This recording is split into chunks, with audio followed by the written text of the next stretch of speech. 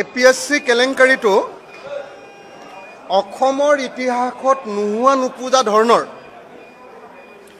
এটা ভয়ংকৰ কেলেংকাৰী সেই কথাটো আমি সকলোৱে বুজি উঠিব লাগিব। এটা মানে বেলেগ বেলেগ বেলেগ সৰু সুৰা কেলেংকাৰীৰ নিচিনা নহয়, এটোৱে মানে গোটেই সিস্টেমটোক ভাঙি চিঙি শেষ কৰি পেলাইছিলে।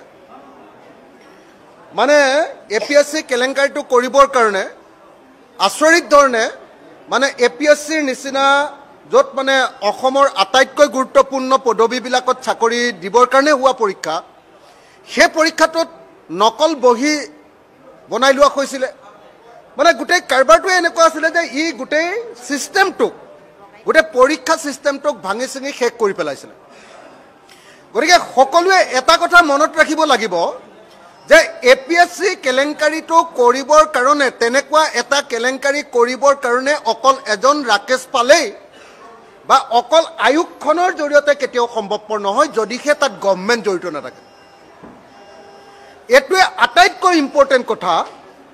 আৰু BK শৰ্মাৰ ৰিপৰ্টত এইটোকে লুকুৱাব খোজা হৈছে। BK শৰ্মাৰ ৰিপৰ্টত, বিপ্লৱ কুমাৰ শৰ্মাৰ ৰিপৰ্টত 14জন মানুহক দোষী সাব্যস্ত কৰা হৈছে, চেয়াৰমেনৰ পৰা PSO লৈকে। কিন্তু তাত কোনো পধ্যে কোনো দোষী সাব্যস্ত কৰি দিয়া এখন তালিকা আছে, আপোনালোকে চাই ল'ব। সেই তালিকাখনত 14জন মানুহক দোষী সাব্যস্ত কৰা হৈছে, য'ত চেয়াৰমেনৰ পৰা এক্সামিনেশ্যন কণ্ট্ৰলাৰৰ পৰা PSO জনলৈকে এই 14জন মানুহক দোষী সাব্যস্ত কৰা হৈছে। কিন্তু গোটেই কেলেংকাৰীটোৰ পৃষ্ঠপোষকতা কৰা প্ৰকৃত যিসকল ৰাজনীতিক, তেওঁলোকক সেই কেলেংকাৰীটোৰ পৰা নাইকিয়া কৰি দিয়া হৈছে। আৰু যাতে সেইটো লুকুৱাব পাৰে তাৰ কাৰণে BK শৰ্মা প্ৰতিবেদনখনত অকণমান মানে হাঁহি ধেমালিৰ খুৰাক দি দিয়া হৈছে যে কমল মেধিয়ে 3 লাখ টকা ল'লে বুলি, যে আপোনাৰ দুলাল বৰাই 2 লাখ টকা ল'লে বুলি। লৈছে নলৈছে নিশ্চয় হ'ব পাৰে, ল'বও পাৰে, কিন্তু এইটো 2 লাখ টকীয়া বা 3 লাখ টকীয়া কেলেংকাৰী নহয়। বা বিজেপিৰ MLA জনে 60 লাখ টকা ল'লে বুলি দেখুৱাইছে, কি নাম এজন, গুৰুপ্ৰসাদ দাস, গুৰুজ্যোতি দাস, তেওঁ 60 লাখ টকা ল'লে বুলি দেখুৱাইছে।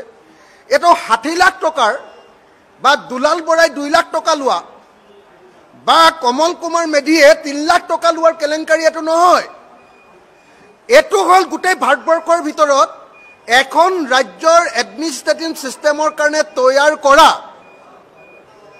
অফিচাৰ্ছবিলাকৰ যিটো পৰীক্ষা, সেই পৰীক্ষাটোক সম্পূৰ্ণৰূপে মাফিয়া ষ্টাইলত একেবাৰে ধ্বংস কৰি দিয়া এটা কেলেংকাৰী। নাম্বাৰ 1, APSC কেলেংকাৰীৰ প্ৰকৃত খলনায়ক দুজন হ'ল তৰুণ গগৈ ডাঙৰীয়া আৰু হিমন্ত বিশ্ব শৰ্মা ডাঙৰীয়া, আৰু আটাইতকৈ ডাঙৰ খলনায়কজনৰ নাম হিমন্ত বিশ্ব শৰ্মা। প্ৰত্যেকটো কেলেংকাৰীৰ ক্ষেত্ৰতে, সেইটো লুই বাৰ্জাৰ হওক, সেইটো আপোনাৰ 1000 কোটি টকাৰ NC হিলছ কেলেংকাৰী হওক, সেইটো আপোনাৰ টাটা কেলেংকাৰী হওক, এই আপোনাৰ কংগ্ৰেছৰ মানুহজনক হত্যা কৰা কি নাম আছিলে, শৰ্মা, উজান বজাৰৰ সেই কেলেংকাৰী হওক, বা মানুহৰ পৰা এক্সটৰ্চন কৰা প্ৰত্যেকটো কাগজ অসমৰ ৰাজনীতিত আগতে এতিয়ালৈকে প্ৰত্যেকটো কাগজ নাইকিয়া কৰি দিব পৰা যিজন মাফিয়া ৰাজনীতিক, সেইজনৰ নামে হ'ল হিমন্ত বিশ্ব শৰ্মা। আৰু সেই হিমন্ত বিশ্ব শৰ্মাই এই APSC কেলেংকাৰীৰ আটাইতকৈ ডাঙৰ খলনায়ক। কিন্তু আজি হিমন্ত বিশ্ব শৰ্মাৰ নাম ইয়াত আলোচনা হোৱা নাই। আলোচনা হৈছে গৌৰৱ গগৈৰ নাম, আলোচনা হৈছে কমল কুমাৰ মেধিৰ নাম, আলোচনা হৈছে কি নাম, এই ফ্ৰড কি নাম, দুলাল বৰাৰ নাম। কিন্তু এই কেলেংকাৰীৰ প্ৰকৃত খলনায়ক হিমন্ত বিশ্ব শৰ্মা, আৰু লগত এই কেলেংকাৰীৰ মূল পৃষ্ঠপোষক তৰুণ গগৈ ডাঙৰীয়া। আৰু দুজন মানুহ আছে, এজন হ'ল বৰাক উপত্যকাৰ মন্ত্ৰী গৌতম ৰয়, আৰু এজন মন্ত্ৰী আছে, সেই মন্ত্ৰীজনৰ নাম নকওঁ, এতিয়াও ৰাজনীতিত সক্ৰিয়। আৰু এজন মন্ত্ৰীও এই কেলেংকাৰীৰ পৃষ্ঠপোষক আছিলে, মই নামটো ক'ব খোজা নাই। আপোনালোকে জানে, আপোনালোকে উলিয়াব নেকি তো হিমন্ত বিশ্ব শৰ্মাৰ নাম উলিয়াব?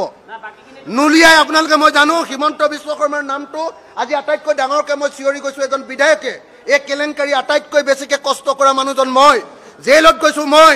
এই কেলেংকাৰীৰ তদন্তৰ পুৰা CBI তদন্ত আৰু গোটেই কেলেংকাৰীৰ তদন্ত কৰোৱাবৰ ব্যৱস্থা কৰিছোঁ মই। আৰু এই কেলেংকাৰীৰ বিৰুদ্ধে আটাইতকৈ যুঁজা মানুহজনে কৈছোঁ যে এই কেলেংকাৰীৰ আটাইতকৈ ডাঙৰ খলনায়কজনৰ নাম হ'ল হিমন্ত বিশ্ব শৰ্মা। কিন্তু এইটো কাইলৈ নোলায়, এইটো আজি নোলায়, এইটো আপুনি দিয়াৰ ব্যৱস্থা গ্ৰহণ কৰক। মোক পইচা দিয়া বুলি ক'ৰবাত আছে নেকি? ক'ৰবাত আছে নেকি? গোটেই প্ৰতিবেদন মই সেইবিলাক ক'বলৈ নাযাওঁ। এতিয়া বেলেগ পাৰ্টিলৈ গুচি গ'ল। মই কে এম এছৰ নামত ওলোৱা নাই, 3 লাখ কথাটো ওলাইছে কমল মেধিৰ নামত। মোৰ পৰামৰ্শত যদি গৈছে বুলি যদি কোনোবাই প্ৰমাণ কৰিব পাৰে, এটা ফ্ৰডে আপোনালোকে নাজানে, এই যিটো ফ্ৰডে কোৱা কথাটোক লৈ আপোনালোকে ডাঙৰ নিউজ বনাইছে হিমন্ত বিশ্ব শৰ্মাক লুকুৱাবৰ কাৰণে। আপুনি শুনি লওক, আপুনি কথাটো শুনি লওক। আপোনালোকৰ এজেণ্ডাটো হ'ল নহয় জানো? আপোনাৰ কথা কৈছো মই। আপোনাৰ এজেণ্ডাটো মোৰ নাম লোৱা নাই, মোৰ নাম ল'ব পৰা নাই পইচা লোৱা বুলি। মোৰ নাম অখিল গগৈ। মোৰ নাম কোনো কেলেংকাৰীৰ কোনো মানুহে অখিল গগৈক পইচা দিছে বুলি কোনো মানুহে ল'ব পৰাৰ সাহস অসমত জন্ম হোৱা নাই। পইচা দিছে বুলি ল'ব পৰাৰ সাহস অসমত জন্ম হোৱা নাই। মই আপোনাক চেলেঞ্জ কৰি ক'ব পাৰোঁ, কোনো কেলেংকাৰীত অখিল গগৈক পইচা দিছে বুলি কোৱাৰ কোনো মানুহ জন্ম হোৱা নাই বুলি মই চেলেঞ্জ কৰি ক'ব পাৰোঁ।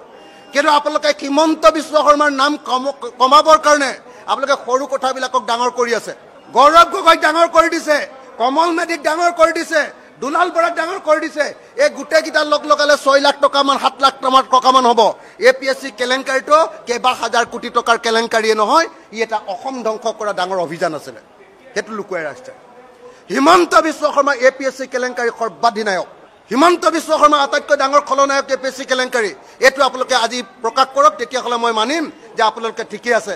নহ'লে এই 2 লাখ 3 লাখ টকীয়া কথাক লৈ এনে হাল্লা হুলস্থুল কৰি থাকি লাভ নাই। আৰু অখিল গগৈ চেলেঞ্জ কৰি কাৰো লাভ নাই। অখিল গগৈ পইচা নাখায়।